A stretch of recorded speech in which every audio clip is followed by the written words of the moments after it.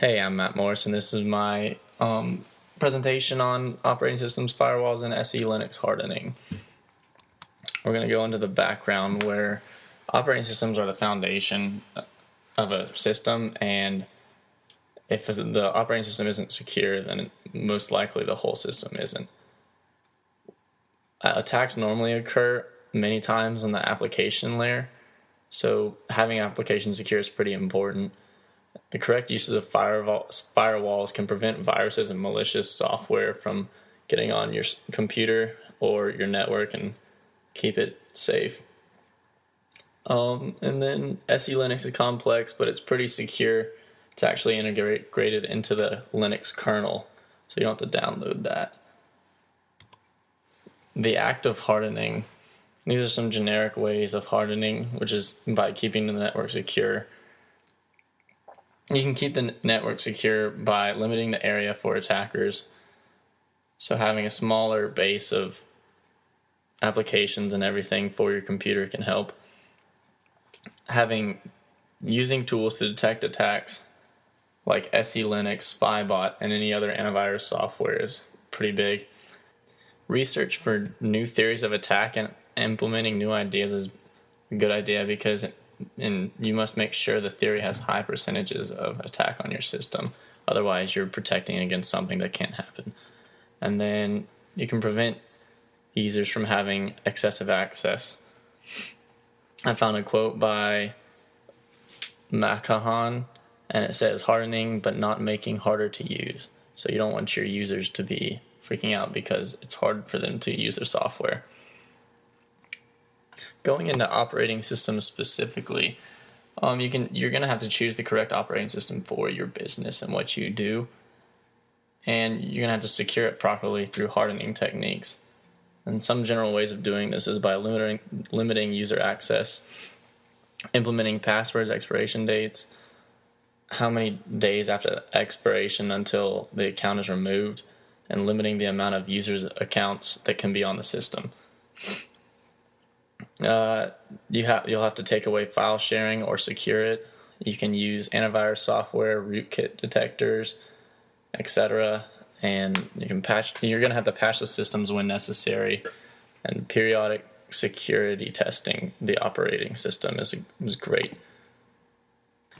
Windows is the first operating system we're going to talk about, and one way to harden it is by using the CA feature instead of using usernames and passwords, which is also known as the PKI, which is public key infrastructure.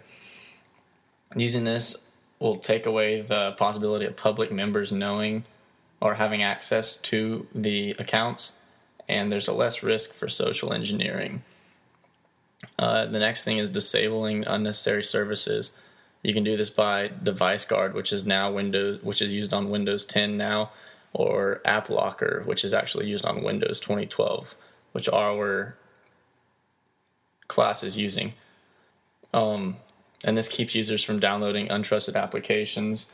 It also keeps them from accessing files, and you can also disable services with this. You have to make sure you don't install unnecessary services, because that it's there, but the user can't use it, so they get frustrated. And then I found out that Windows is a lot harder to fully secure than many other operating systems out there, like Linux and Red Hat and other things along those lines. On our next slide, we're talking about the CentOS operating system, which is the CentOS 7 operating system specifically. And one way I found out is a good way to harden it is don't allow remote SSH access. To do this, you can modify the SSH daemon, and you're going to have to find the pound permit root login and change that to no, because it normally starts with yes. You can also prevent USB storage mounting by going into the terminal and finding install USB storage /bin and change it to /false after bin. And then you'll have to set password restrictions and policies, and you can enter things like amount of times password can be entered and change settings for that. And our last thing we'll talk about is installing the aid.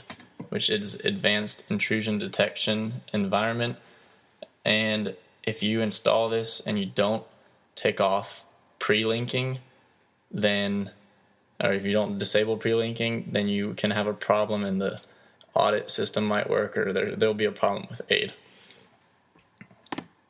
Now we're going to go into hardening of firewalls, and we're going to go into specifically hardening the Windows firewall. And you're going to want to use the group policy to keep consistency among firewalls and the network. And you can set rules to only allow the administrative configuration of the firewalls. You're not going to want you do not want to use the per connection setting because the possibility of attack on public networks. You're going to want to use open program exceptions instead of ports because ports are more likely for attack, and you can specifically opt out of using a program and all of the possibilities it can do. And finally, you're going to use scope settings to allow for where traffic can come from.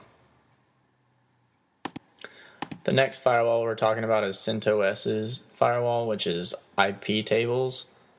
And you're going to want to close port 50, 51, 53, 53, and 631, or the MDNS, the CUPS, and the IPsec communicate with other networks in the outside world. And that also takes away the possibility of someone using your printer or something along those lines. When making rules with IP tables, you're going to want them as specific as possible because if you make a small mistake, it can lock you out or other things can happen. You'll want to close everything and only have open what you need. And then the defaults of IP tables allow for everything to come through, so you will want to change that. Going into a hardening of SELinux, the technical aspect of it is it has built-in policies for a minimal amount of privileges for users. This SELinux was actually created by the NSA, which is a pretty big deal. It offers mandatory access control, which processes have control on what service is allowed and everything like that. SELinux is also proactive against the zero-day flaws, where it's not completely bulletproof, but it's well off on its defense. And then SELinux is also able to log the violations to exceptions you have and also able to have audits. Now we're going to talk about SELinux's best practices and some of the how to implement those practices. SELinux was made with the least privilege concept. So it's made so that users have the least amount of access with only enough to get the job done if you'll implement it correctly. Another best practice is limiting the port number which the network server has access to. And then I found out that a good policy contains a lot of rules. And one said that 100,000 was actually a good rule, a good amount for a secure server. And then you just want to keep access minimal. Now we're going to go into the how-tos of SELinux hardening, and one of the ways is to maintain a good set of rules so the user cannot override them. The next bullet would be that the super users or the administrator's rights are only used when necessary. And then our final one will be use the proper permissive, enforcing, and disable mode when writing the rules, because that allows what traffic comes in and what traffic's allowed to go out. And with all this being said, this wraps up my presentation. I went over operating systems, firewalls, and SELinux hardening, and some of my references are in my PowerPoint. And thank you for listening.